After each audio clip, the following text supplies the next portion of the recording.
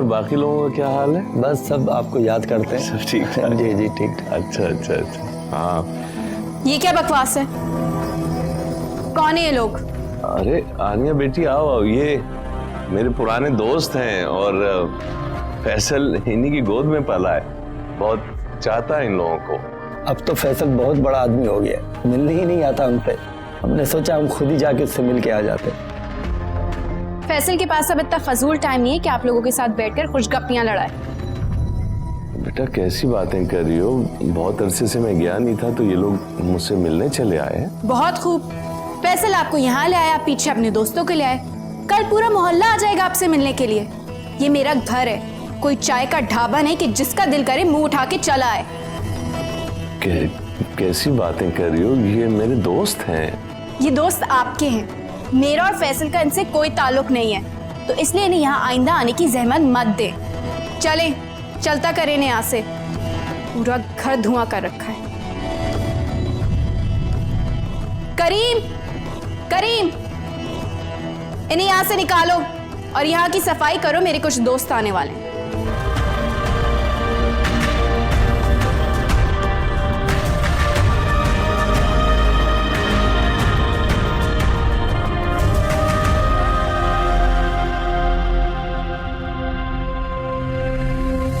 Tanzila,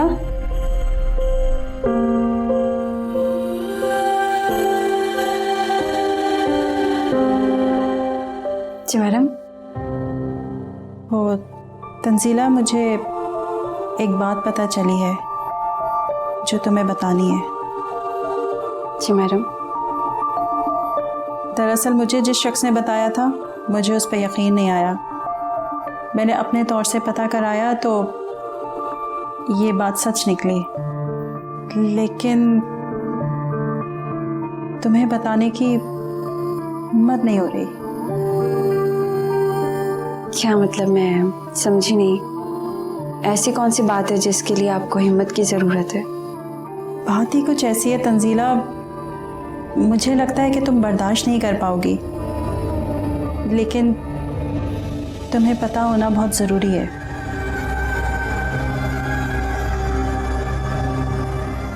madam, ज़िंदगी में इतने दुख और इतनी तकलीफ़ें देखी हैं कि अब कोई फ़र्क नहीं पड़ता। इसलिए आप परेशान मत हो। बताइए क्या बात है?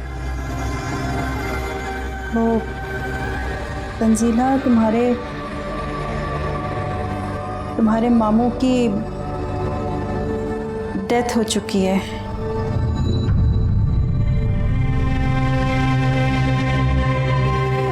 और इस बात को काफ़ी वक्त गुजर गया है।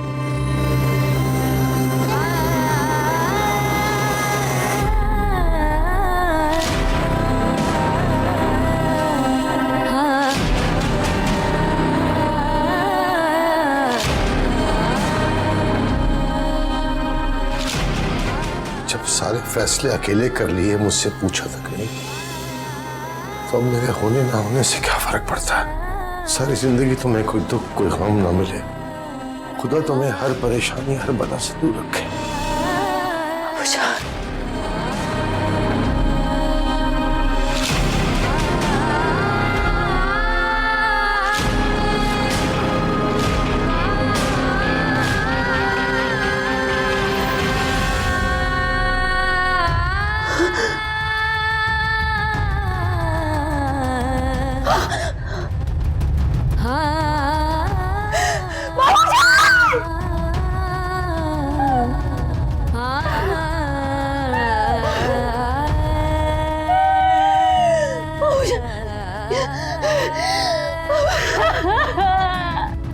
रो लो तंजीला, आज खुलकर रो लो।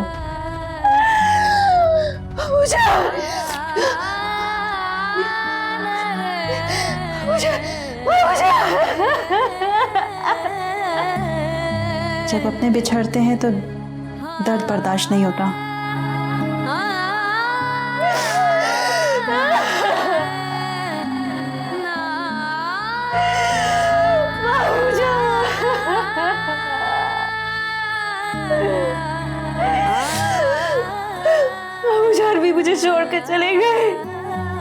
अब मैं क्या करूंगी? अब मैं क्या करूंगी?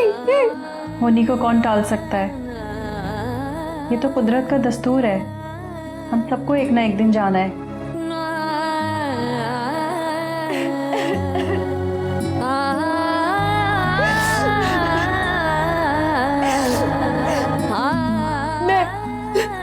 मैं अकेली रह गई मैडम, मैं अकेली रह गई। अब मैं क्या करूं? एक मामू जानी थे जिनका अल्लाह के बाद मुझे सहारा था। मैं उनके साथ नहीं रहती थी, लेकिन दिल को तसल्ली थी,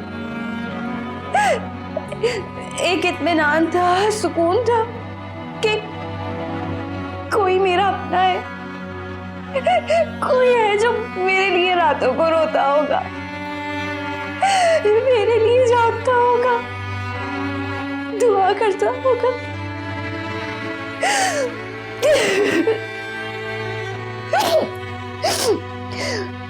अब तो वो सारा भी छिन गया।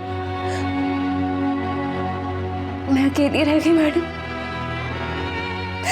पूरी दुनिया में मैं तन्हा रह गई।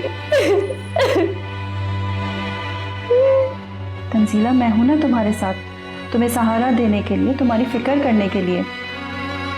जाने वाले तो चले गए, अब तुम्हें अपने आप को मजबूत बनाना है, क्योंकि तुम इस दुनिया में अकेली हो। तुम्हारा साथ देने वाला, तुम्हें सहारा देने वाला अब इस दुनिया में कोई नहीं रहा। हिम्मत से काम लो।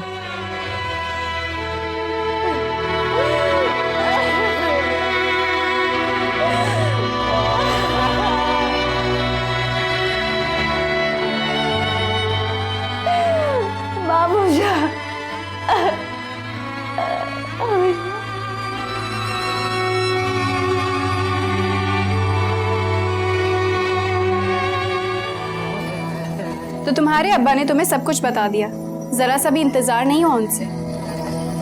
तुम मुझे ये बताओ कि तुमने ऐसा क्यों किया? तुम्हें जरा भी ख्याल नहीं आया मेरी इज्जत का? क्या सोचते होंगे वो लोग मेरे बारे में? मुझे किसी की कोई परवाह नहीं, और मैं इस किस्म के लोग अपने घर में बर्दाश्त नहीं कर सकती। बर्दाश्त तो तुम मेरे वालिद साहब को भी नहीं कर सकती, तो क्या तुम्हारे कहने पर उन्हें भी घर से निकाल दूं? मैंने ऐसा कुछ नहीं कहा। जुबान से ज्यादा इंसान के रवैये बोलते हैं, और तुम मुझे हमेशा इस बात का एहसास दिलाती रही हो। मैंने ऐसा कुछ नहीं किया, और अगर तुम्हें लगता है तो तुम्हारी गलती है। हर दफा तुम मुझे क्यों कसूरवार ठहराते हो? तुमने कभी ये सोचा है कि मेरी गलती नहीं, तुम्हारे अब्बा की भी गलती हो सकती है? फैसल, हम इस मसले को सॉल्व करके अपनी जिंदगी आराम से क्यों नहीं गुजार सकते? तुम अपना पुराना वाला घर बेच दो। मैं कितनी दफा तुम्हें कह चुकी हूँ, जब घर नहीं रहेगा तो उससे जुड़े सारे ताल्लुक खत्म हो जाएंगे। ना ही तुम्हारे अब्बा के दोस्त यहाँ आएंगे, और ना ही वो वापस जाने की जिद करेंगे। नहीं, अब्बा कभी नहीं मानेंगे। मैंने उनसे एक बार पहले भी बात की थी, वो कभी राजी नहीं होंगे। पहले की बात और थी, तुम दोबारा कह के देखो, उन्हें समझाने की कोशिश करो ये हमारे लिए और उनके लिए कितना ज़रूरी है। और वैसे भी नेक्स्ट प्रोजेक्ट के लिए तुम्हें सरमाए की तो ज़रूरत थी ना। लेकिन वो तो अंकल ने कहा था वो अरेंज कर देंगे। हाँ, मगर अब नहीं। मेरी बाबा से बात हुई थी, उन्होंने किसी फॉरेन प्रोजेक्ट में बहुत बड़ी इन्वेस्टमेंट की है। क्या? वो कैसे मना कर सकते हैं? देखो, उन्होंने वैसे इतनी बड़ी इन्वेस्टमेंट की है, तो वो इतनी बड़ी रकम कैसे मैनेज करेंगे? अब तुम्हें खुद करना होगा।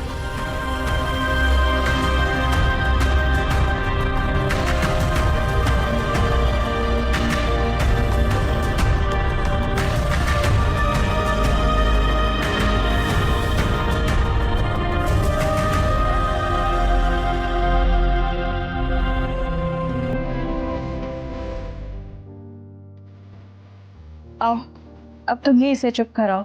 रात से रोए जा रही है। वैसे भी कोई अपना बिछड़ जाए तो सब्र मुश्किल से ही आता है।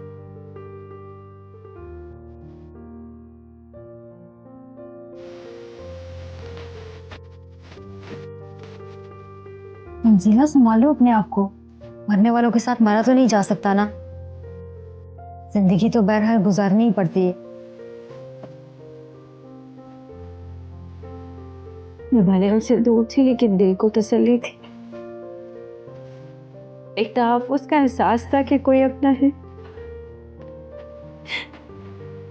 वो पास ना होकर भी मेरा सहारा थे। सहारों के छिन जाने का दुख मुझसे ज्यादा कौन समझ सकता है तंजीला। मुझे देखो, मैं भी तो जिंदा हूँ, तुम्हारे सामने हूँ। बस मैंने दर्द को पालना सीख लिया, तुम्हें भी सीखना होगा। मैं कितनी बदनसीब हूँ, आखिरी वक्त में भी मामू का दीदार नहीं कर सके। तंजीला, तुम्हारे मामू को तुम्हारे आंसुओं की नहीं, तुम्हारी दुआओं की जरूरत है। प्लीज उनके लिए दुआ करो।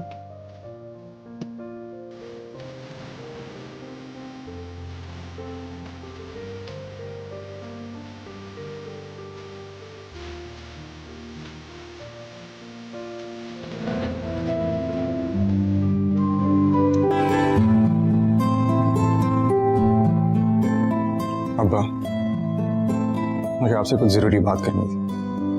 हाँ हाँ बोलो बेटा, क्या बात?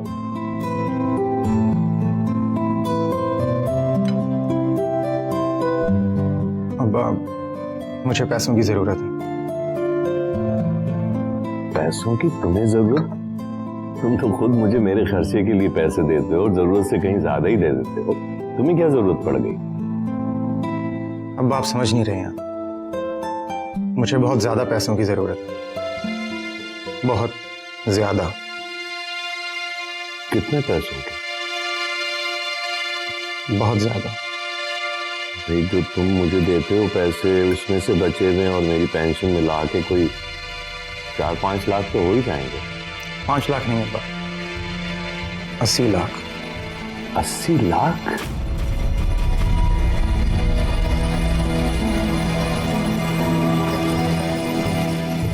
मुझे 80 लाख की जरूरत है। इतनी बड़ी रकम तो नहीं है मेरे पास बेटा, लेकिन तुम्हें इतने ज्यादा पैसों की क्यों जरूरत पेश आ गई? अब्बा, मैं एक नया प्रोजेक्ट शुरू कर रहा हूँ, उसके लिए मुझे पैसों की जरूरत है, जो सिर्फ आप दे सकते हैं। लेकिन फैसल बेटा, मैं तुम्हें इतनी बड़ी रकम कहाँ से दे सकता हूँ? मेरे पास जो कुछ भी है वो तुम्हारे सामने है। सारी जिंदगी जो कुछ भी कमाया वो तुम्हारी आला तालीम पे लगा दिया। अब मेरे पास तो सिर्फ मेरी पेंशन ही है।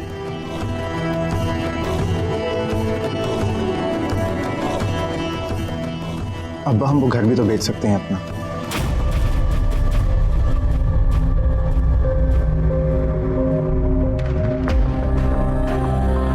घर?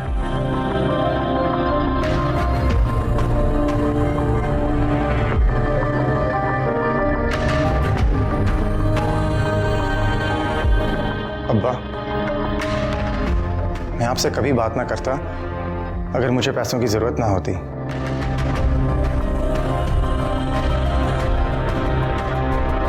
नहीं फैसल बेटा, मैं वो घर नहीं बेच सकता। वहां से तुम्हारी माँ, तुम्हारे बचपन की यादें वाबस्ता है। वो मेरे माँ बाप की निशानी है। देख लिया, ये औकात है तुम्हारी इनकी नजर में। उस घर की खातिर, अपनी इज्जत के खातिर तुम्हारा मुस्तकबिल दांव पर लगा देंगे, लेकिन वो घर नहीं बेचेंगे। आनिया, बकवास बंद करो तुम। मैं कर रहा हूं ना बात अब्बा से। अब्बा, बात को समझने की कोशिश करें। वो घर मेरे लिए, हम सबके लिए और मेरे मुस्तकबिल के लिए बहुत जरूरी है।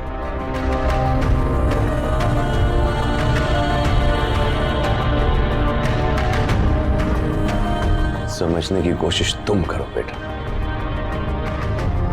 तुम्हारे लिए वो घर मट्टी और गारे की एक चारदीवारी तो हो सकता है, लेकिन मेरे लिए वो कुल कायनात है। मेरे माँ बाप की खुशबू बसी है उस घर में। मेरा बचपन गुजरा है वहां पे, और तुम्हारे बचपन की शरारतें, अटखेलियां, खिलखिलाना सब गूंजता है उस घर में। तुम भले मेरे बाद उस घर के साथ जो जी चाहे करना, लेकिन मेरे जीते जी ये सब कुछ नहीं हो सकता। मैं वो घर नहीं बेच सकता। मुझे पता था आप निहायत खुदगर्ज, बेहिस इंसान। जो सिर्फ अपने बारे में सोचता है, अपनी खुशी, अपने आराम के बारे में सोचता है। अपने बेटे की खुशी और मुस्तकबिल का कोई एहसास नहीं है। आनिया, मैंने तुमसे कहा ना, चुप करो तुम। मैं क्यों चुप रहूं? बोलने दो मुझे। वैसे तो बड़ा फैसल फैसल करते थे, लेकिन जब फैसल को आपकी जरूरत पड़ी तो वो घर आपका हो गया। उसका कोई हक नहीं उस पे। अगर आप फैसल के खातिर वो घर नहीं बेच सकते तो आपका इस घर में रहने का कोई हक नहीं है। आनिया, मैं कहता हूं खामोश रहो, नहीं तो मेरा हाथ उठ जाएगा।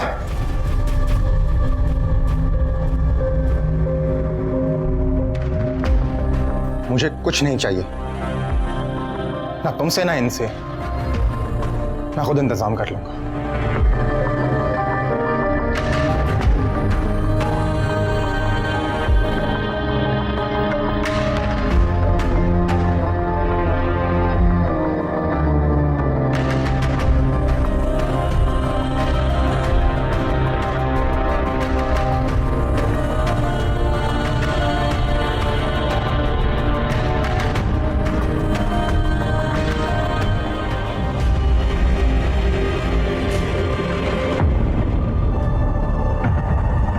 आखिर आप मुझे एक मौका तो दें, मैं आपकी जिंदगी से सारी कड़वाहट दूर कर दूंगी। मेरी जिंदगी में इतनी कड़वाहट भर गई है कि मुझे कड़वाहट की आदत हो गई है, और ये मीठा मेरी कड़वाहट नहीं खत्म कर सकता।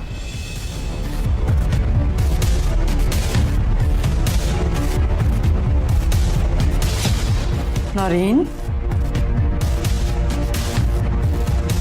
नौरीन, तुम बुरी नहीं हो, तुम एक बहुत अच्छी लड़की हो। मेरे लिए अपना वक्त जाया मत करो।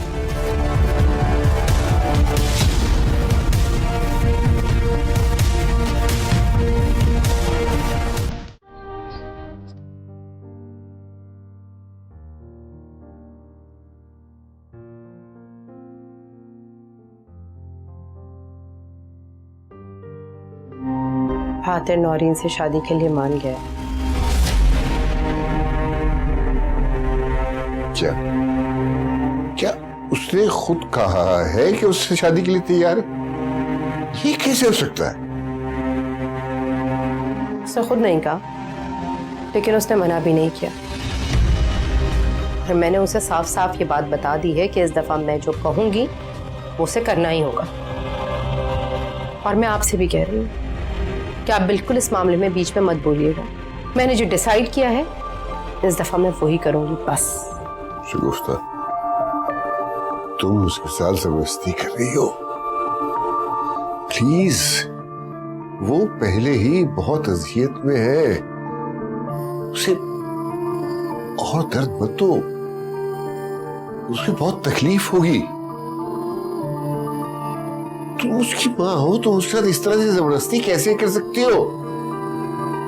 मैं उसकी माँ हूं, इसीलिए जबरदस्ती कर रही हूं और करूंगी।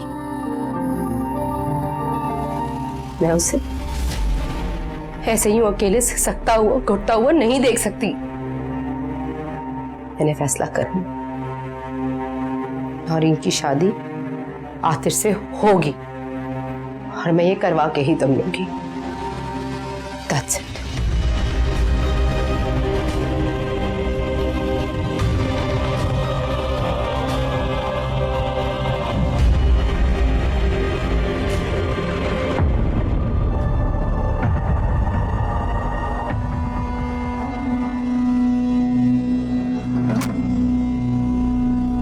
हाँ, अब खुलकर बताओ कि क्या चाहते हो। मैं सिर्फ इतना चाहता हूं कि तन्नों को मेरे हवाले करने में तुम मेरी मदद करो। वो तो तुम्हारा नाम भी सुनना पसंद नहीं करती, कभी नहीं आएगी। और उसकी ख्वाहिश के खिलाफ उसे इस बात पर राजी करना बहुत मुश्किल है। इतना मुश्किल भी नहीं है, तुम तो वहीं रहती हो। तन्नों की मर्जी के बगैर भी तो उसे बाहर लाया जा सकता है। ये इतना भी आसान काम नहीं है जितना तुम समझ रहे हो। अगर मामला पुलिस तक चला गया तो खैर है, लेकिन अगर बात मैडम तक पहुंच गई तो बहुत मुश्किल हो जाएगी, और मैं किसी भी कीमत पे ये रिस्क नहीं ले सकती। कीमत भी तो कम नहीं है मैडम जी, 5 लाख इतनी आसानी से नहीं मिलते। पैसों की तुम फिक्र मत करना, 400 गज का डबल स्टोरी मकान है मेरा, कार्नर का, और दुकान अलग से। पैसे ऊपर नीचे कर लेंगे। हाँ ठीक है, मगर तुम आज के बाद वहां नहीं आओगे। मैं किसी न किसी तरह से तंजीला को तुम्हारे हवाले कर दूंगी, ठीक है? लो, सरवर ने तुझे कसम दी, आइंदा उसके दरवाजे के सामने से गुजरूंगा भी नहीं। लेकिन बस ये काम जल्दी कर दो, समझ रही हो ना तुम? हाँ, काम जल्दी हो जाएगा, मगर मुझे कुछ एडवांस चाहिए होगा आज ही। ठीक है, मिल जाएगा, लेकिन सर्वर को धोखा मत देना, वरना बहुत महंगा पड़ेगा तुम।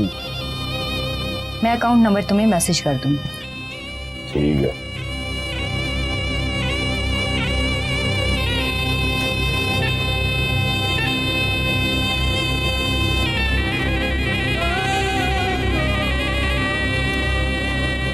चलो।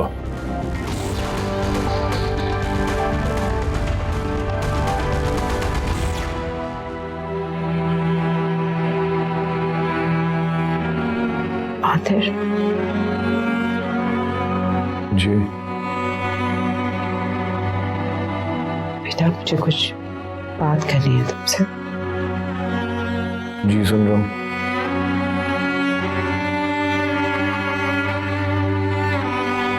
मैंने तुम्हारी शादी तय कर दी।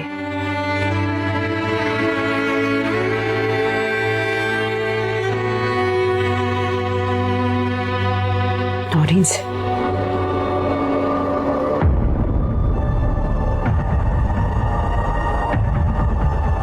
ये क्या कह रही है मामा? मैं नौरीन के साथ शादी कैसे कर सकता हूं?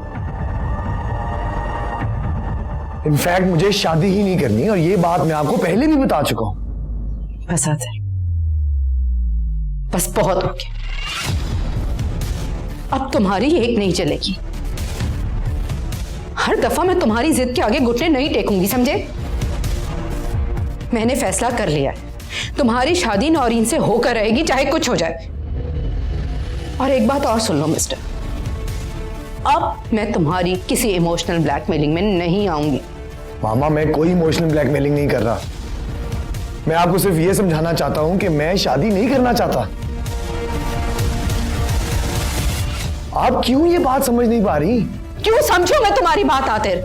हाँ, क्यों समझूं? आतिर, कान खोलकर सुन लो, मैं उन लोगों को जबान देकर आ गई हूं।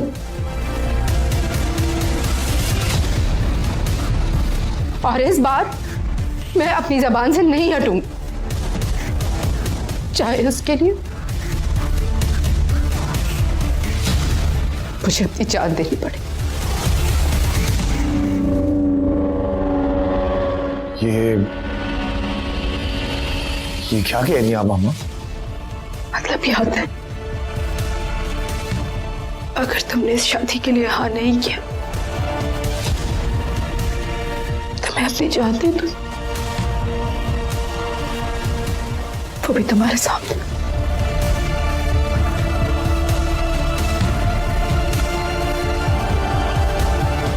देखो बेटा,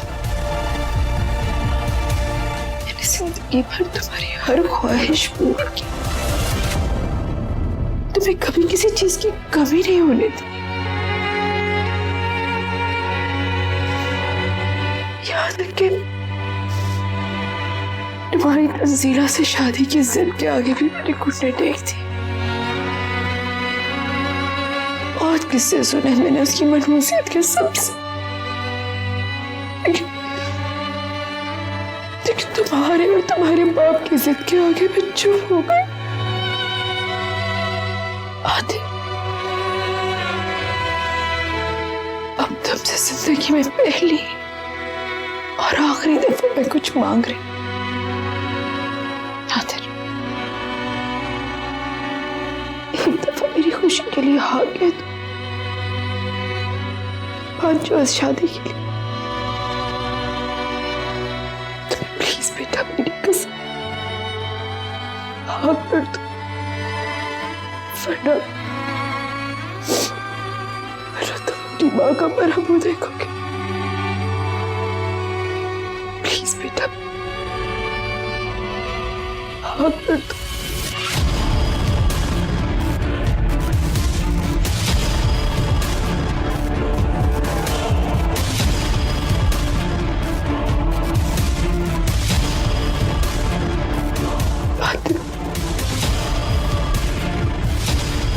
मेरी जिंदगी में कभी कुछ नहीं मांगा। अगर तुम्हारे नजदीक मेरी खुशी की कोई अहमियत है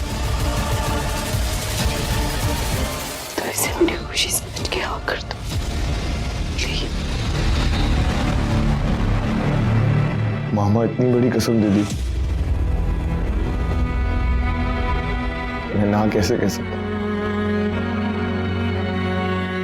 आपकी खुशी के लिए आप जो बोले मैं करने को तैयार हूं।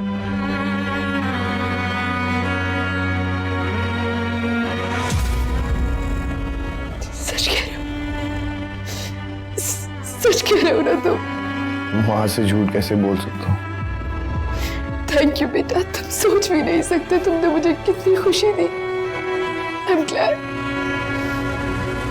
मैं उन लोगों को भी बताती हूँ।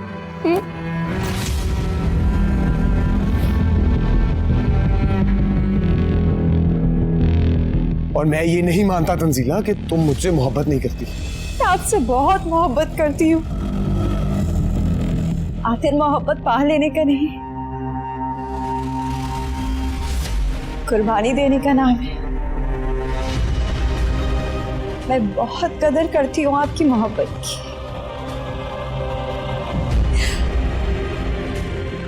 आपकी मोहब्बत हमेशा मेरी जिंदगी को एक दिए की तरह रोशन रखेगी। प्लीज आप नौरीन से शादी कर लें।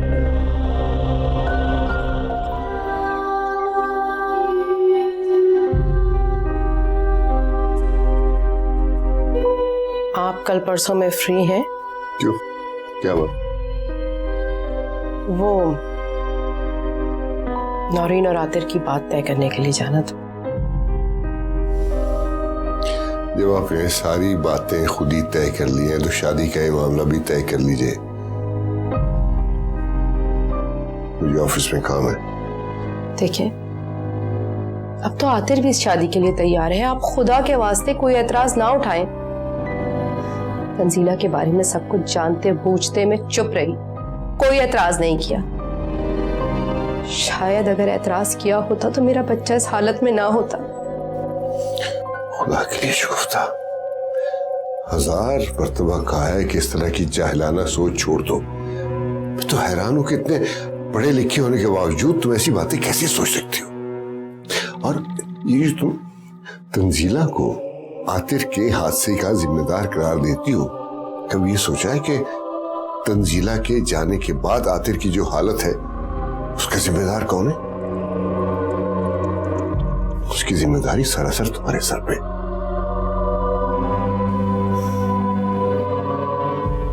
आप भी तंजीला के जाने का इल्जाम मुझे दे रहे हैं, वो भी मुझे जिम्मेदार ठहराता है। ठीक है, मैंने गुस्से में उसे कह दिया था कि तुम चली जाओ, लेकिन वो क्यों गई? उसे मेरी हालत समझनी चाहिए थी ना? नहीं, लेकिन वो तो जैसे इस इंतजार में बैठी थी। खुदा की शुक्र था, जो यहां नहीं है कम से कम उसे तो इल्जाम न दो। इसी को बोहतान कहते हैं। मैं भी इस बारे में कोई बात नहीं करना चाहती। हाँ, बस मुझे ये बता दें, आप कब चल सकते हैं? कभी नहीं।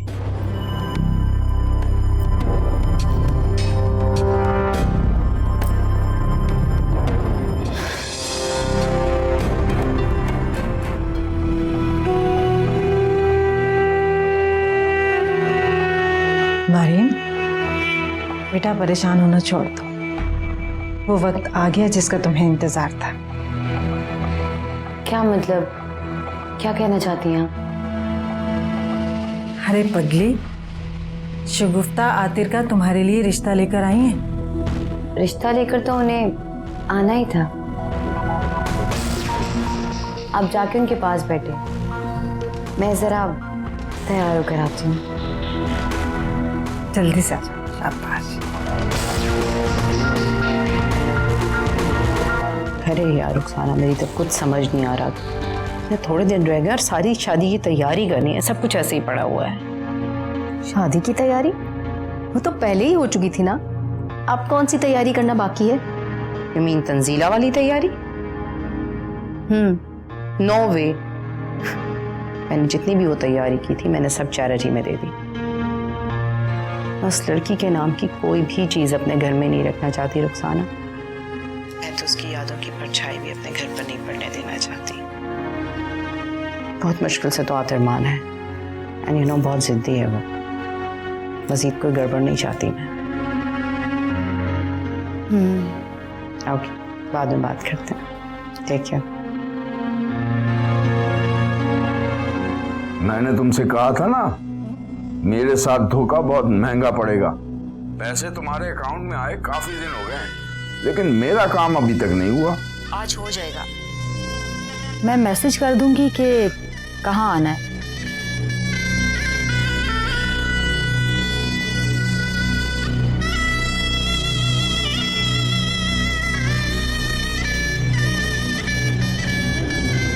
तंजीला, जल्दी से कपड़े बदलो। क्यों? क्योंकि आज तुम मेरे साथ जा रही हो। कहाँ? क्यों मेरे साथ जाते हुए तुम्हें डर लग रहा है जो इस तरह पूछ रही हो?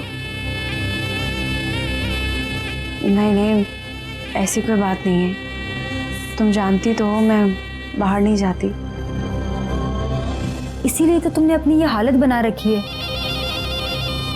तुम्हारे मामू की वफात का दुख खत्म तो नहीं हो सकता, लेकिन थोड़ी देर के लिए भुलाया तो जा सकता है ना। नहीं सोनिया, तुम जाओ। मार्केट तक जाना है, अपनी कुलीग से मिलना है और वापस आना है। असल में मेरा आज अकेले जाने को दिल नहीं चाह रहा। तुम चलो ना साथ प्लीज। तुम जब तक टैक्सी में बैठ के वेट कर लेना। अच्छा ठीक है, लेकिन कपड़े चेंज करने की जरूरत नहीं है, ऐसे ही चलती हूँ।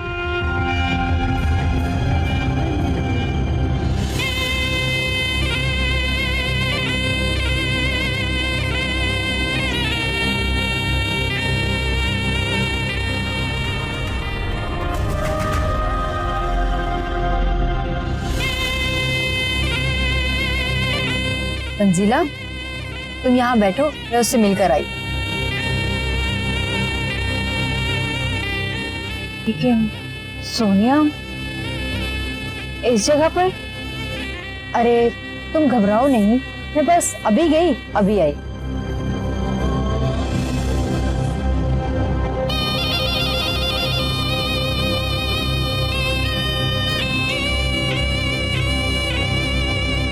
ओह थैंक यू वेरी मच। जी जी बहुत शुक्रिया। बस अल्लाह का शुक्र है आतिर की शादी खैर आफियत से हो गई। अरे नहीं, मैं जानती हूँ कि आप यहाँ होती तो जरूर आती। No problem, no problem. Oh yes, thanks once again.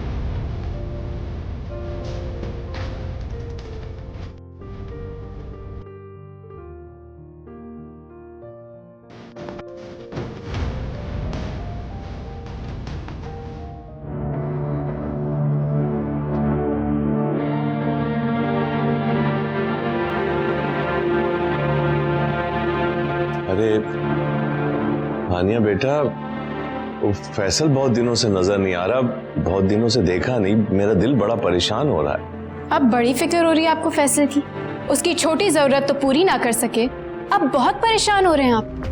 बेटा क्यों ना परेशान हूँ, मेरा बेटा है वो, मैं बाप हूँ उसका, मैं ही परेशान होऊंगा। अगर आपको उसकी फिक्र होती ना तो घर बेचने से इनकार ना करते। वैसे दाद देनी चाहिए आपकी बेशर्मी की, हर धर्मी की कि अभी तक बड़ी ढिठाई से पड़े हुए हैं इस घर में। और क्यों ना, मुफ्त की रोटी खर्चा पानी जो पूरा हो रहा है, अच्छा खाना पीना ओढ़ना, और अलग से बेटा खर्चा भी देता है, और क्या चाहिए इंसान को। अगर कोई गैरत वाला होता ना तो अब तक ही घर छोड़कर जा चुका होता। बड़ी मोहब्बत है आपको इस घर से, तो वहां जाकर क्यों नहीं रहते।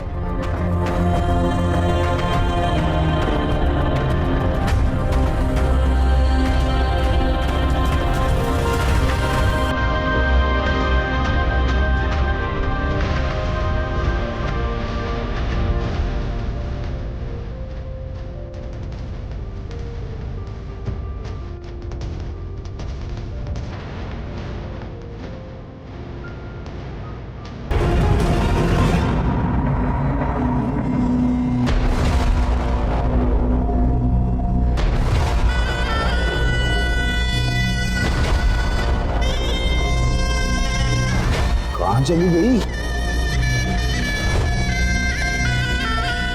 एक लड़की जो अभी तुम्हारी गाड़ी में बैठी थी, कहाँ चली गई? अभी देखा नहीं थी सरवर भाई, लगता है वो फिर से भाग गई कहीं। तन्नो भाग के जाएगी कहाँ?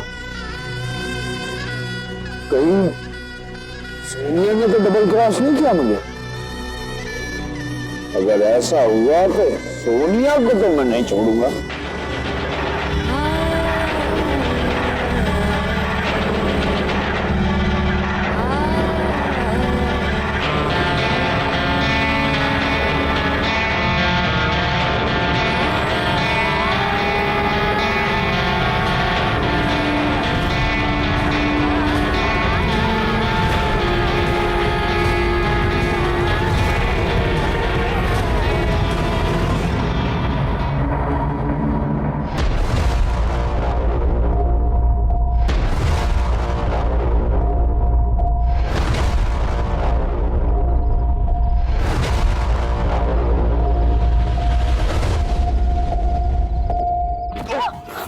अरे क्या क्या हुआ बेटा, तुम इतनी घबराई हुई क्यों लग रही हो, परेशान हो? अंकल खुदा के लिए मुझे बचा लीजिए, मैं आपके आगे हाथ छोड़ती हूँ प्लीज। घबराओ नहीं बेटा, बताओ हुआ क्या है। तुम रो क्यों रही हो, कोई बात है तो मुझे बताओ। देखो हो सकता है मैं तुम्हारी कोई मदद कर सकूं। अंकल कोई मेरा पीछा कर रहा है, खुदा के लिए मुझे बचा लीजिए। कौन तुम्हारा पीछा कर रहा है, कुछ तो बताओ। तुम्हारा घर कहाँ है, तुम्हारे माँ बाप कहाँ हैं? मेरा कोई नहीं है, कोई घर नहीं है, कोई रिश्तेदार नहीं, अल्लाह की जात के अलावा मेरा कोई नहीं। प्लीज मुझे बचा लीजिए, मैं बिल्कुल अकेली और तन्हा हूँ। बेटा जिसका कोई नहीं होता उसका अल्लाह ताला होता है, और अल्लाह ताला अपने किसी बंदे को मदद के लिए भेज देता है। मेरे साथ चलो बेटा, मेरे घर।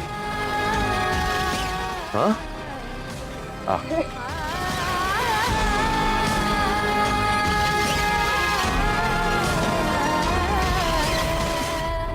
बेटा मुझे अपना बाप समझो, ठीक है? देखो एक मिनट, आजा, आजा, आजा।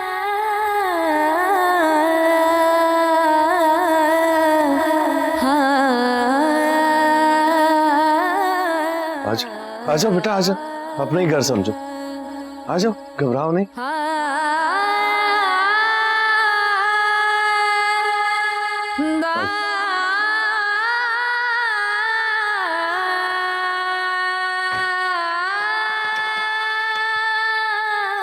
आ जाओ बेटा, इसको अपना ही घर समझो। आराम से, परेशान नहीं हो बिल्कुल, ठीक है? आ जाओ अंदर आ जाओ।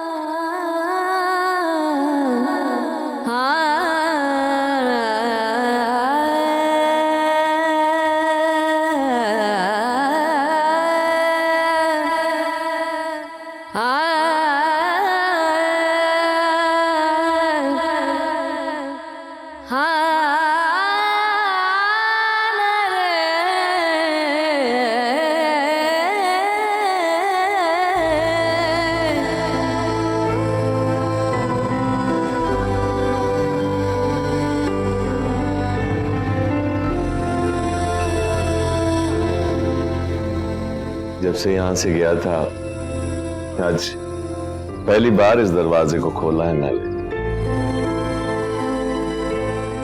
बेटा जाओ, तुम सो जाओ। आज तुम परेशान लग रही हो, कल इत्मीनान से बातें करेंगे। देखो, डरो नहीं बेटा, तुम इस घर में अपने आप को बिल्कुल महफूज समझो। अल्लाह ताला तुम्हारी मुश्किलें आसान कर। मैं कुछ देर यहां बैठूंगा, बातें करूंगा। तुम सोच रही होगी कि यहां तो कोई है नहीं, बातें किससे करूंगा? बातें मैं अपने गुजरे हुए वक्त के साथ, इस घर में बसी हुई खुशबू के साथ, इस घर की उजाड़ तन्हाई के साथ। तुम जाओ बेटी, सो जाओ। तुम अभी जैसे तैसे सो जाओ, सुबह तुम जो कहोगी मैं ला दूंगा, ठीक है? जाओ वहां उस कमरे में जाओ बेटा, डरो नहीं।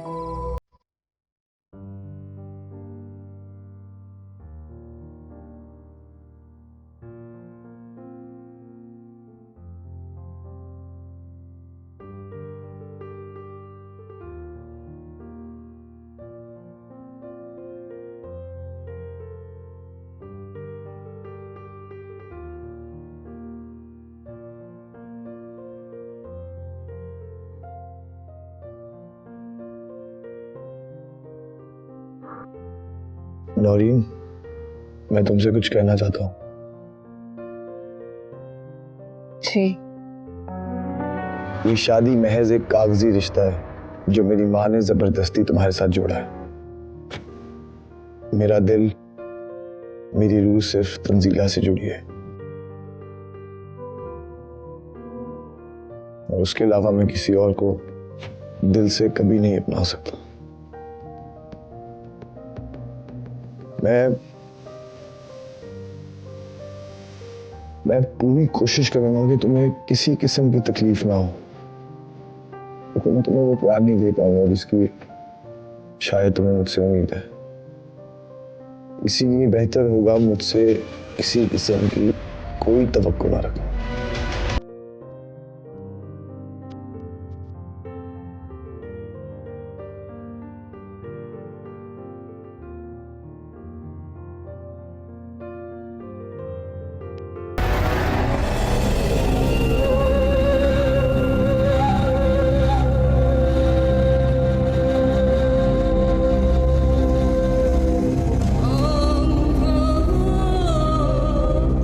तुम मेरी होने वाली बीवी हो।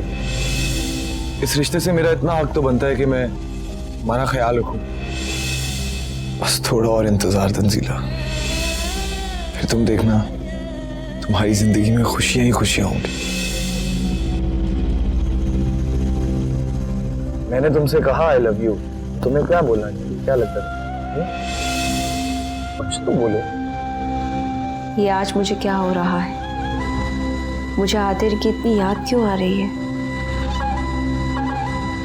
ऐसा लग रहा है जैसे मेरा अंदर खाली हो रहा हो, जैसे कुछ छूट रहा हो। ये क्या है? ऐसा क्यों महसूस हो रहा है? आज दिल चाह रहा है कि उड़कर उसके पास चली जाऊं। पता नहीं वो कैसा होगा, किस हाल में होगा, मुझे याद करता भी होगा या भूल गया होगा।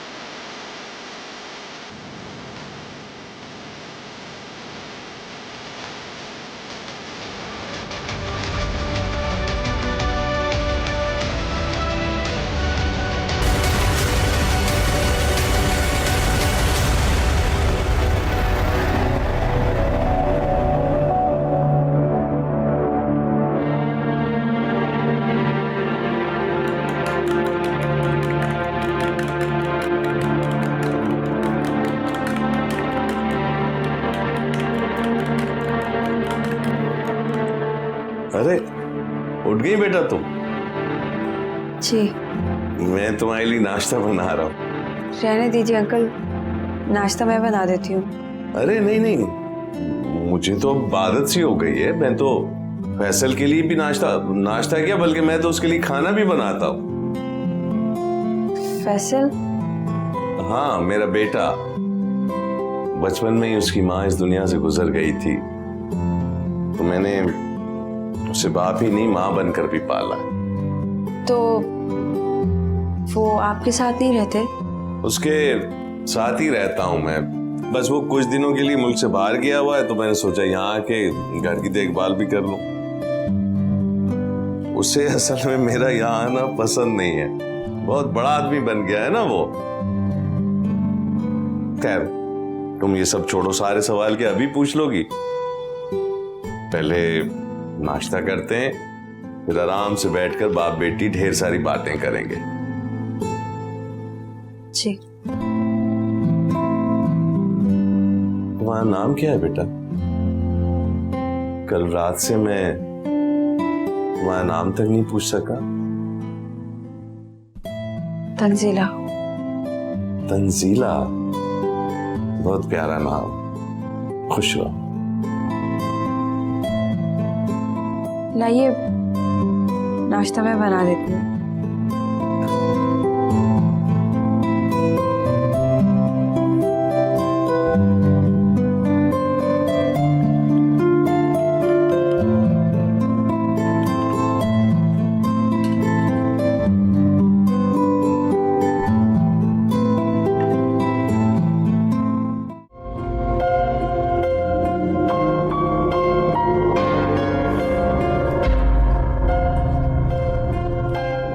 आतिर, मैं कैसी लग रही हूँ? तुम्हें पता हो कि तुम कैसी लग रही हो। मैं खुद को बहुत अच्छी लग रही हूँ, लेकिन अगर आप देखकर बताएंगे तो मुझे और भी अच्छा लगेगा। हाँ ठीक लग रही हो।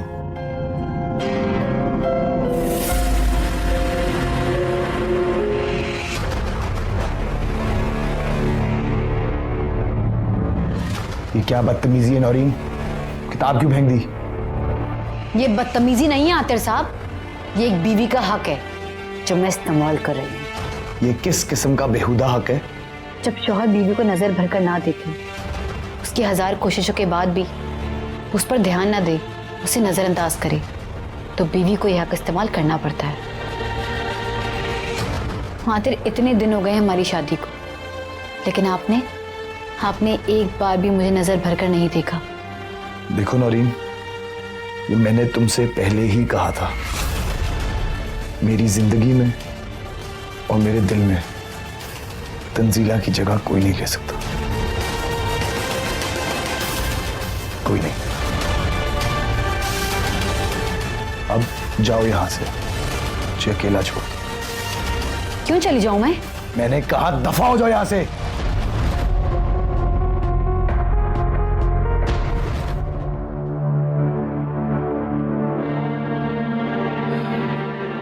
बहुत दुख भरी कहानी है तुम्हारी बेटा। अल्लाह ताला तुम पर अपना रहम फरमाए, तुम्हें अपनी अमान में रखे। एक बात बताओ बेटा,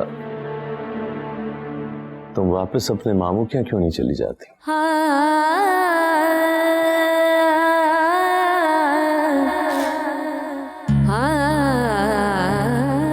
एक मामू जान ही तो थे, जिनके कांधे पर सर रख के मैं रो सकती थी।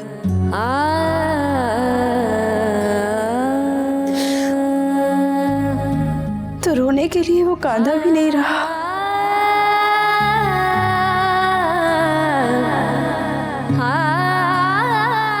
मेरे घर छोड़ने के बाद मामू जान का इंतकाल हो गया था।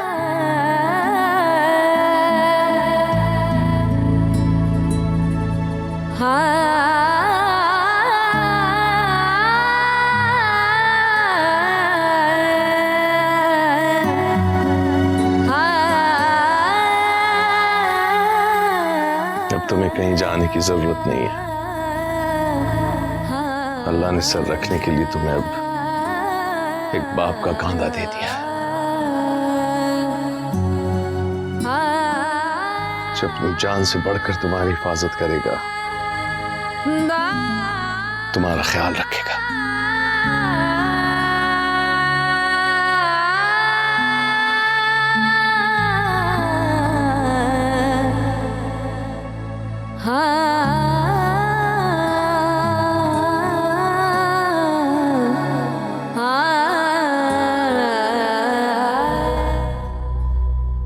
आतिर, तुम्हारा फिर से नौरीन से झगड़ा हुआ? वजह क्या वजह जान सकती हूँ? वजह आप अच्छी तरह जानती हैं। नहीं जानती, क्योंकि मैं वाकई नहीं जानती कि तुम ऐसा क्यों कर रहे हो। वो अपनी जिंदगी के साथ ऐसा क्यों कर रहे हो आतिर? मामा, मैंने आपको पहले ही बता दिया था, मेरी जिंदगी में तंजीला के अलावा किसी और के लिए कोई जगह नहीं। इसीलिए ये मुझसे वो सब कुछ एक्सपेक्ट ना करे जो मैं इसे नहीं दे सकता। मामा, मैं आपके सामने हाथ जोड़ता हूं मैं, प्लीज मुझे और मजबूर ना करें। आतिर, वो तुम्हारी बीवी है, तंजीला की जगह ना सही, तुम उसे अपनी बीवी की हैसियत तो दे ही सकते हो ना। इसके पास रहने के लिए बड़ा घर है, पहनने के लिए अच्छे कपड़े हैं, घूमने फिरने के लिए अच्छी गाड़ी है, यही सब कुछ तो चाहती थी ये। मिल गया उसको। इसके अलावा उसने तुमसे मोहब्बत भी की है आतिर। उसे तुम्हारा साथ चाहिए, तुम्हारा प्यार चाहिए। लेकिन मुझे किसी का साथ नहीं चाहिए। मामा प्लीज आप चली जाए यहाँ से, प्लीज मुझे अकेला छोड़ दें आप लोग, प्लीज मुझे अकेला रहने।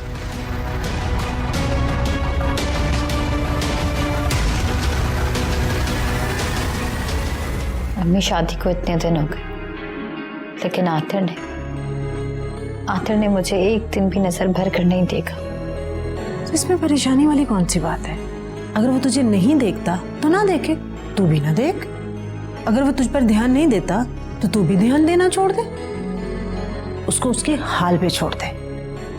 आदमियों के पीछे जितना भागते हैं ना, आदमी उतने दूर जाते हैं औरतों से। इसलिए उसके पीछे भागना छोड़ दो, फिर देखना कैसे पीछे भागता हुआ आएगा तेरे। नहीं अम्मी, वो कभी मेरे पीछे नहीं आएगा। उसके तमाम रास्ते सिर्फ और सिर्फ तन्नू की तरफ जाते हैं। उस तन्नू के सिवा ना ही वो किसी का नाम सुनना चाहता है और ना ही किसी और को देखना चाहता है। तो ना देखे तेरी बला से। बस तू मेरी एक बात गौर से सुन बेटा, ये मर्दों की फितरत में है। तू जितना उसके पीछे पीछे भागेगी वो उतना तुमसे दूर भागेगी। इसलिए उसके पीछे भागना छोड़ दो बेटा। अल्लाह ने तुम्हें इतना बड़ा घर, गाड़ी, बंगला, रुपया, पैसा सब दिया। तू मजे से आराम से ऐश कर, शॉपिंग कर, नित बन समर, अच्छे कपड़े पहन, परफ्यूम लगा महंगे महंगे, और तैयार होके उसके सामने आ। चला, लेकिन करीब मत आना, फिर देखना कैसे नहीं आता वो तेरे पास। बस तू एक बार मेरे फार्मूले पर अमल करके देख, फिर देखना हाँ तू कैसे दीवाना नहीं होता तेरा।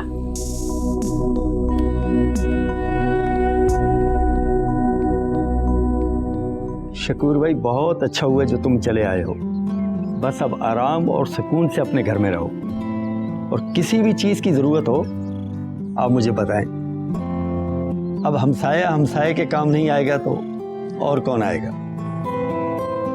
भाई साहब, मैं तो कब से इनसे कह रही हूँ कि शकूर भाई वापस घर आ गए, मिलने चलते हैं, लेकिन इन्हें दुकान से ही फुर्सत नहीं मिल रही थी। आपने बहुत अच्छा किया कि आप वापस आ गए। बहू की जली कटी सुनने से तो बेहतर है कि इंसान अपने घर में रहे। मुझे बताया था इन्होंने उसके बारे में। नहीं, सही कह रही है भाभी। अपने घर में जो सुकून मिलता है ना, वो कहीं और नहीं मिलता। काश फैसल की समझ में भी ये बात आ जाए। अरे शुक्रिया बेटा। अस्सलाम वालेकुम। वालेकुम अस्सलाम। शकूर भाई, ये लड़की कौन है? पहले कभी नहीं देखा इन्हें। ये तंजीला है, वो मेरे चचेरे भाई की बेटी, हैदराबाद से आई है। उसका इंतकाल हो गया कुछ अरसे पहले, तो इसको रहने की मुश्किल थी, मैं यहाँ ले आया। सोचा कोई अच्छा लड़का देखकर यहाँ इसकी शादी कर दूंगा। माफ कीजिएगा शकूर भाई, एक जवान खूबसूरत लड़की इतने दिनों से आपके साथ रह रही है और मोहल्ले वालों को कानो कान खबर नहीं। अपनी बकवास बंद करो सलमा, जो मुंह में आता है कह देती हो। कम से कम अपने पराई का तो ख्याल किया करो। आप क्यों गुस्सा कर रहे हैं? याद नहीं मकसूद भाई अपनी उम्र से 30 साल छोटी लड़की को घर ले आए और कहने लगे कि मेरी बेटी की तरह है। बाद में पता चला कि उसी से शादी कर ली। अपनी बकवास बंद करो सलमा और जाओ यहाँ से। अरे मैंने क्या कह दिया? चलो यहाँ से। माफ करना शकूर भाई, मैं बहुत शर्मिंदा हूँ आपसे। आपको तो सलमा की आदत का पता ही है, जो मुंह में आता है ये बक देती है। प्लीज इसकी बातों का बुरा नहीं मनाइएगा। मैं घर जाके इससे बात करता हूँ। नहीं शकूर भाई, अल्लाह हाफिज।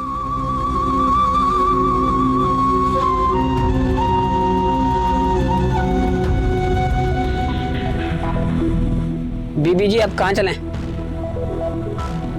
काफी देर हो चुकी है, आप सीधा घर चलें।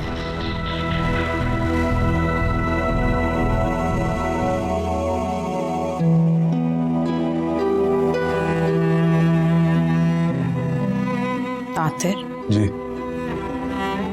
नौरीन अभी तक नहीं आई, वो आ जाती तो हम साथ खाना खाते। मैं क्या कह सकता हूँ, आप उसके बारे में बेहतर जानती हैं। Let me call her.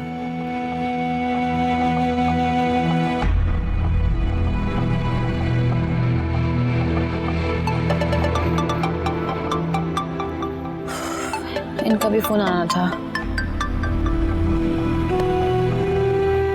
Hello, अस्सलाम वालेकुम।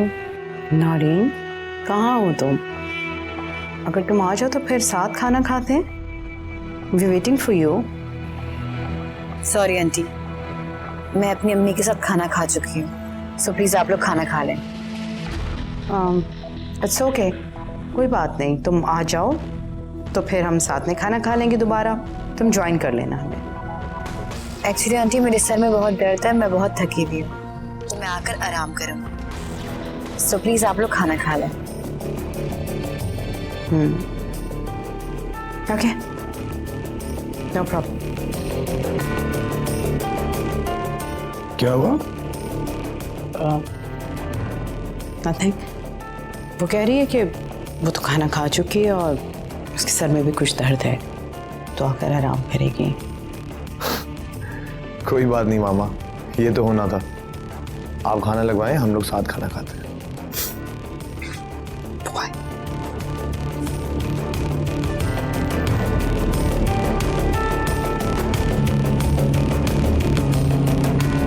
रिश्तों को बचाने की खातिर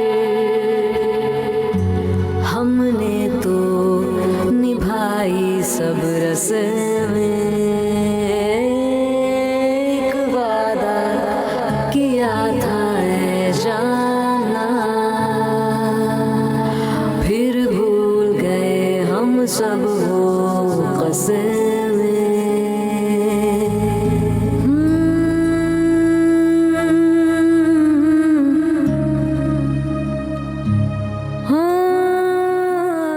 क्या बात है तंजीला बेटी, तुम यहाँ क्यों बैठी हो? सोई नहीं?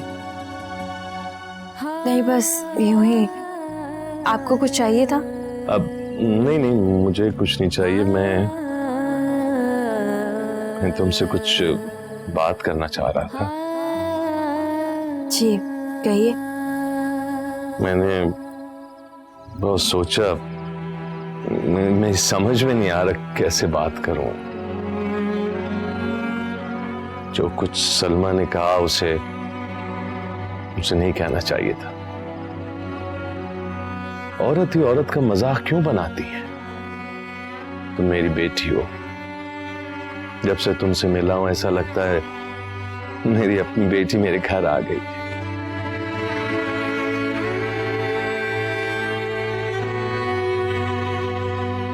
ठीक कह रहे हैं आप, लेकिन ये बात लोगों को किस तरह समझाएंगे?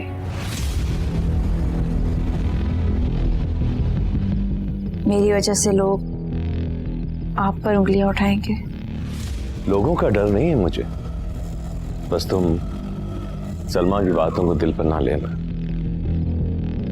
नजरअंदाज कर दो उसकी बातों को। मैं कल खुद जाकर उससे बात करूंगा। नहीं अंकल, इसका कोई फायदा नहीं। ये पत्थर के लोग हैं जो बुत बने फिर रहे हैं। इनसे टकराएंगे तो खुद को जख्मी कर लूं।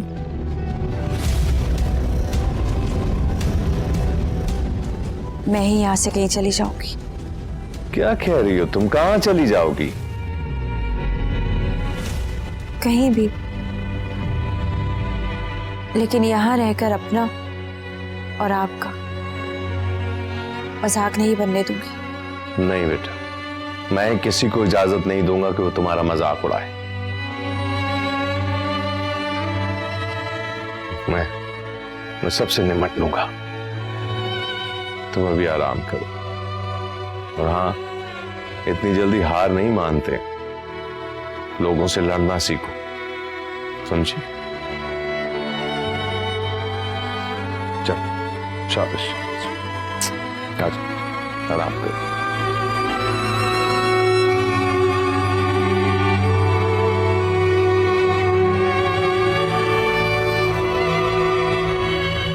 मामा से झूठ क्यों कहा तुमने कि मैंने रेस्ट करना है? ये तुम रेस्ट कर रही हो? क्योंकि मेरा खाना खाने का मूड नहीं था। समझ आई आपको? मूड नहीं था तो मूड बना लेती, अच्छा लगता उनको। कितने प्यार से मामा ने कहा था तुमसे, तुमने साफ इनकार कर दिया। कितना बुरा लगा हुआ उनको। मैं क्या करूं? अगर उन्हें बुरा लगा तो? तुम्हें वही इस घर में बहू बनाकर लाई थी, तुम्हें उनकी भी परवाह नहीं। क्यों करूं मैं परवाह? और वो भी आपके मामा की, जब आपको मेरी परवाह नहीं। और वैसे भी जब आपको मेरे होने ना होने से कोई फर्क ही नहीं पड़ता, तो फिर मेरे साथ खाना ना खाने पर इतनी तकलीफ क्यों हो रही है? तकलीफ मुझे तुम्हारे साथ खाना खाने पर नहीं, बल्कि मेरी मामा को इनकार करने पर है। वो मेरी माँ है और मैं उनके साथ बदतमीजी किसी सूरत बर्दाश्त नहीं करूंगा। और एक बात और, मेरी माजूरी को मेरी कमजोरी मत समझना तुम, समझी?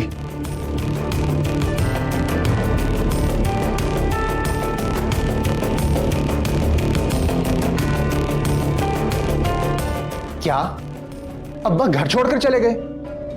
मेरी तुमसे रोजाना बात होती थी, लेकिन तुमने मुझे बताया क्यों नहीं?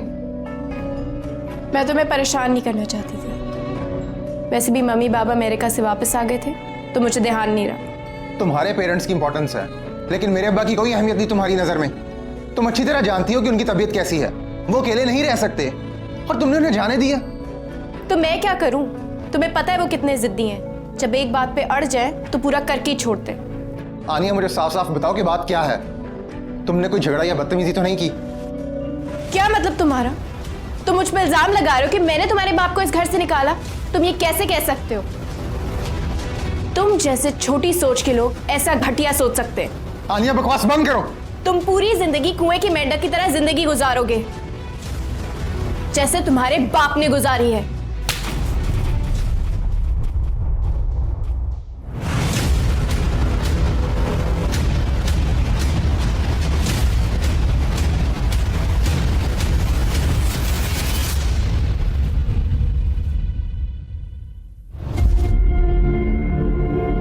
I'm sorry, आनिया। हाथ मत लगाना, मैंने कहा हाथ मत लगाना। तुमने औकात दिखा दी अपनी। आनिया प्लीज, I'm sorry। आनिया, मेरा ये मकसद नहीं था आनिया। I'm sorry आनिया।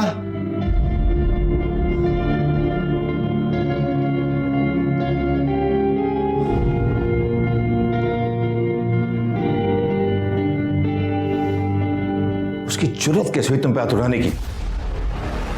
अरे वो 2 टके का इंसान, उसकी औकात क्या है? आप भूल रहे हैं कि फैसल आपका दामाद है, आपकी बेटी का शौहर है। और जहाँ बेटियां ब्याही जाती हैं ना, उन लोगों को सर आंखों पर बिठाया जाता है। हाँ हाँ, बिठाया जाता है, बिल्कुल बिठाया जाता है। ये उनकी औकात के मुताबिक। मेरी अपनी गलती थी कि मैंने उसको फर्श से उठाकर अपने बराबर में बिठा लिया। आज वो जो कुछ भी है सिर्फ और सिर्फ मेरी वजह से। अरे अगर मैं हाथ ना रखता उस पे तो आज किसी मामूली सी कंपनी में चंद हजार रुपए का मुलाजिम होता वो। आपको अब ख्याल आ रहा है? तब ख्याल नहीं आया जब अपनी बेटी का हाथ आप उसके हाथ में दे रहे थे। तब तो पूरी दुनिया में फैसल जैसा समझदार आदमी आपको नजर ही नहीं आ रहा था। पापा, मैंने आपको कितनी दफा मना किया था कि मैंने फैसल से शादी नहीं करनी, लेकिन आपने फिर भी करवा दी। कितना फर्क है हम दोनों की क्लास में, हम दोनों का रहन सहन कितना मुख्तलिफ है। आपने मेरे साथ अच्छा नहीं किया पापा, आपने मेरे साथ बिल्कुल अच्छा नहीं किया। अरे मैं अभी जाके इस फैसल से पूछता हूँ कि आखिर ये बदबख्त चाहता क्या है। रुके सही साहब, आप शायद भूल गए हैं कि आपकी बेटी शादीशुदा है। समझने की कोशिश कीजिए, आप उसकी हर जायज और नाजायज ख्वाहिश नहीं पूरी कर सकते। और शायद गलती आनिया की हो। मैं उसकी माँ हूँ, उसे अच्छी तरह समझती हूँ कि वो कितनी खुदसर और जिद्दी है। और हो सकता है उसने फैसल को मजबूर किया हो हाथ उठाने पर। तुम कैसी माँ हो? अरे अपनी ही बेटी को तुम गलत कह रही हो। अरे अपनी बेटी का साथ देने के बजाय उसके शौहर का साथ दे रही हो। नहीं, मैं फैसल का साथ नहीं दे रही, मैं आपको हकीकत से आगाह कर रही हूँ, जिस हकीकत से आप नजरें चुरा रहे हैं। मैं फैसल से खुद बात करूंगी, फिलहाल आप फैसल से कोई बात नहीं करेंगे।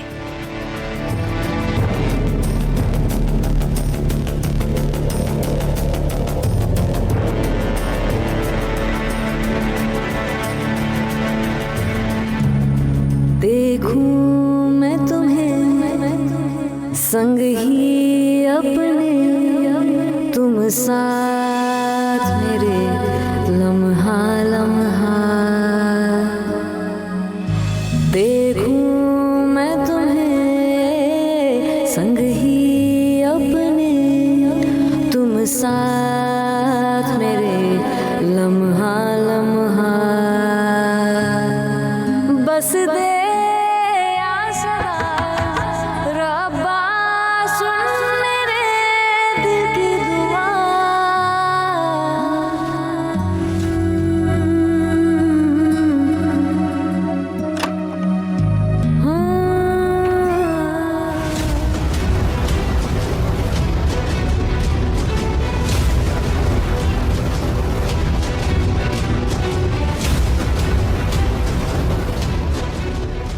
जी, किससे मिलना है? आप कौन? मैं तंजीला बेटी कौन है? अब्बा। अरे फैसल, आओ आओ बेटा, अंदर आओ।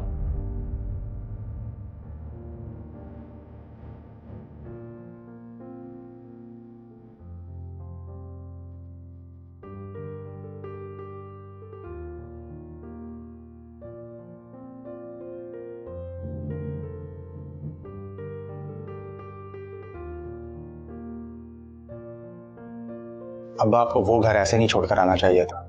मैं वहां नहीं रह सकता। दिन रात जहां यह एहसान जतलाया जाता हो कि वो घर मेरा नहीं है, एहसान समझकर मुझे बर्दाश्त किया जाता हूं। कैसा एहसान?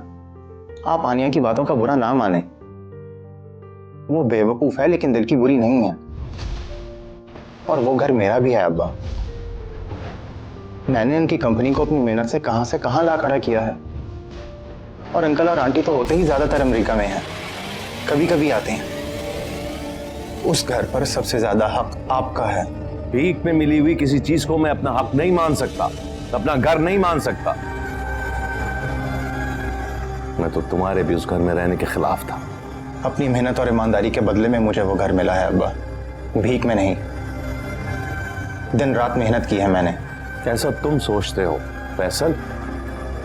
जब इंसान को उसकी मेहनत से ज्यादा मुआवजा अदा किया जाए तो वो मुआवजा नहीं रहता है, एहसान बन जाता है। और एहसान तले दबकर इंसान कभी भी इज्जत की जिंदगी नहीं गुजार सकता। तुम्हें वो घर, वो गाड़ी मुआवजे के तौर पर नहीं, एहसान के तौर पर दी गई है। अब्बा मैं कोई अनोखा इंसान नहीं हूं। सारी दुनिया आगे बढ़ने के लिए ये सब करती है, किसी को किसी शक्ल में और किसी को किसी शक्ल में। इस तरह के एहसानों के तले दबना पड़ता है। और सारी दुनिया ही आगे बढ़ने के लिए, तरक्की करने के लिए ऐसा करती है। तो ठीक है, तुम खुश रहो अपने उस घर में, अपनी उस तरक्की में।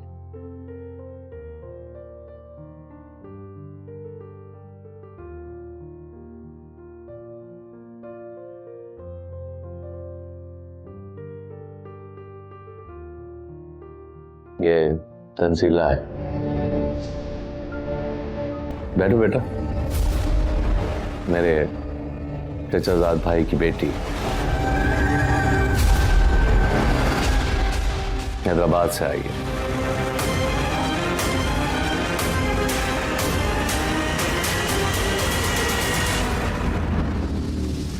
लेकिन मैं तो तकरीबन आपके सारे रिश्तेदारों को जानता हूं। फिर ये तुम उसे नहीं जानते थे, अब उसका इंतकाल हो गया है तो इसका वहां अब कोई नहीं। इसको मैंने अपने पास बुला लिया है यहाँ रहने के लिए। खैर, आप इन सब बातों को छोड़ें अब्बा, आप मेरे साथ चलें, मैं आपको लेने आया हूँ। मैंने कह दिया ना कि मैं वहां अब कभी भी नहीं जाऊंगा। तो फिर ठीक है, मैं भी यहीं रहूंगा आपके साथ।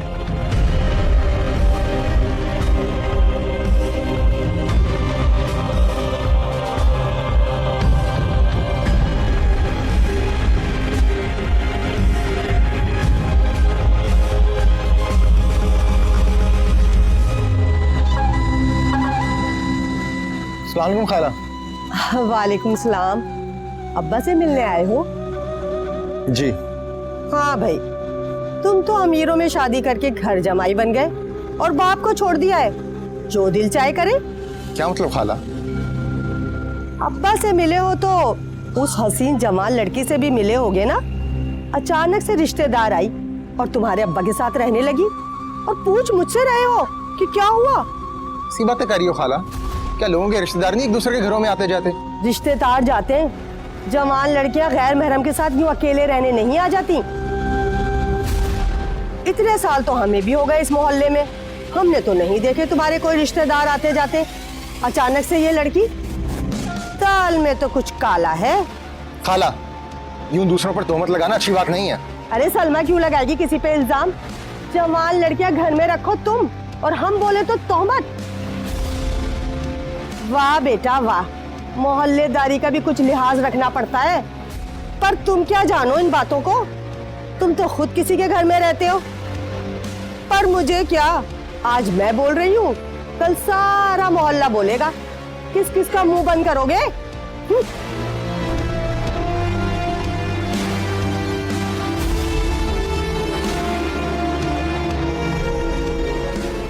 अब तो तुम बहुत खुश होगी ना?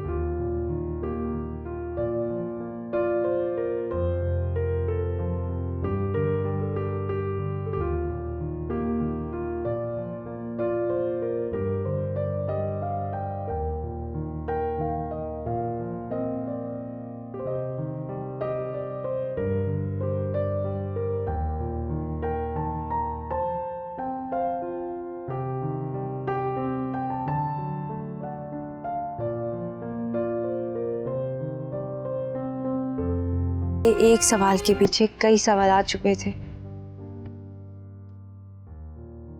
कब तक मैं इस झूठ के पीछे छुपी रहूंगी कि मैं आपके किसी रिश्तेदार की बेटी हूँ? तुम खाम परेशान हो रही हो बेटा। फैसल ने ऐसी कोई बात नहीं की, वो बहुत समझदार लड़का है। इस तरह के वसवसे अपने दिल में मत लाया कर। जिस तरह से वो मुझे देख रहे थे, मुझे अपना आप बहुत छोटा महसूस हो रहा। आपको मेरी वजह से झूठ बोलना पड़ा है। कल को जब सच सबके सामने आएगा तो मेरी वजह से आपको कितनी शर्मिंदगी का सामना करना पड़ेगा।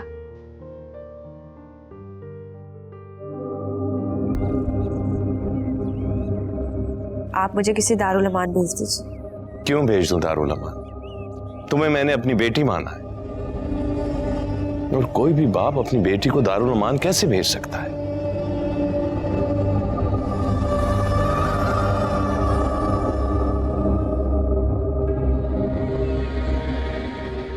अब्बा, मुझे आपसे कुछ बात करनी है। हाँ, कहो।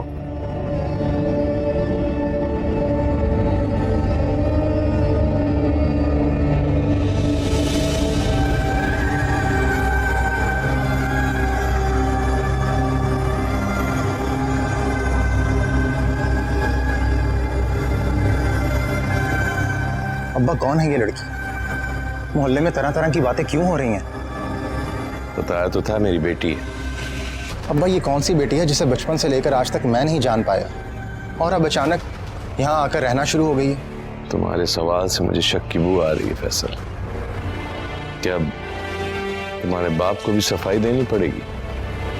अब्बा मुझे दुनिया की परवाह नहीं है। मैं जानता हूँ कि आप सही हैं, लेकिन मैं इस सच के पीछे छुपी हुई हकीकत जानना चाहता हूँ। फिलहाल जो मैंने कहा है उस पर यकीन करो।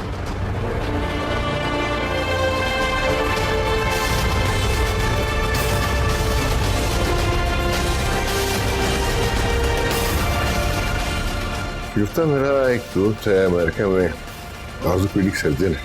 फिर उसका फोन आया था। मैंने उसे आतिर की तमाम तरह रिपोर्ट्स भिजवाई थी।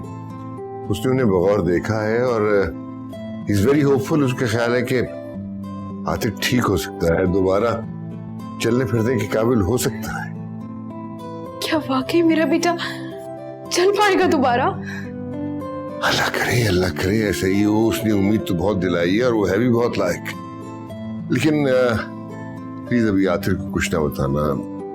वो बहुत डिसहार्टेड है, बहुत चिड़चिड़ा हो गया है और ठीक होने की बात करो तो बहुत नाराज हो जाता है। मैं किसी मुनासिब वक्त पे तरीके से उसे सब बता दूंगा। ठीक है, अल्लाह करे मेरा बेटा ठीक हो जाए। शुक्र।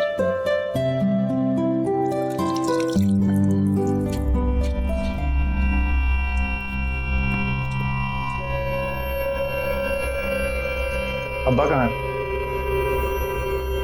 वो नमाज पढ़ने गए हैं।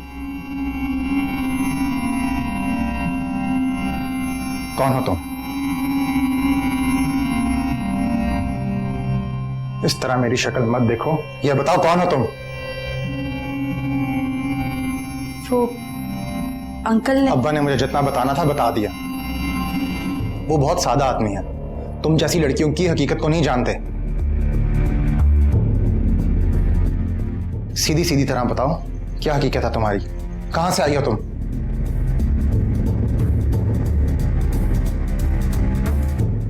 अपने आंसुओं से तुम अब्बा को तो मुतासिर कर सकती हो, लेकिन मुझे नहीं। और तुम्हारी यह खामोशी बता रही है कि तुम हमारी रिश्तेदार नहीं हो। सच सच बताओ कौन हो तुम, वरना अगर ये बात पुलिस तक पहुंच गई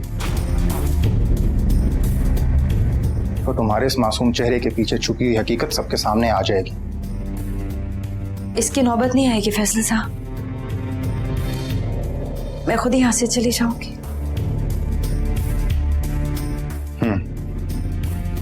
यही बेहतर है तुम्हारे हक में।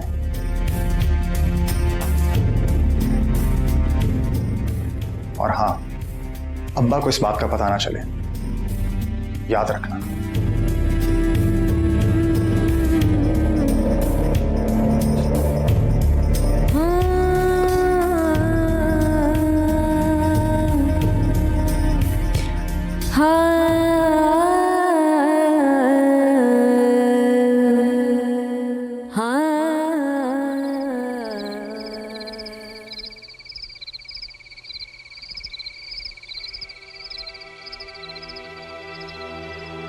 अल्लाह तो बड़ा गफूर और रहीम है,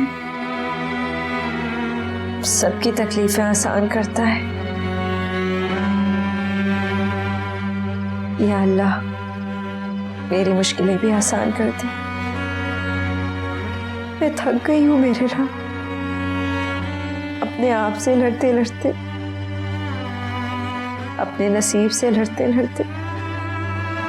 दुनिया की चुपती हुई बातों का और सामना नहीं कर सकती। मेरी मुश्किलात आसान कर दे मेरे रब।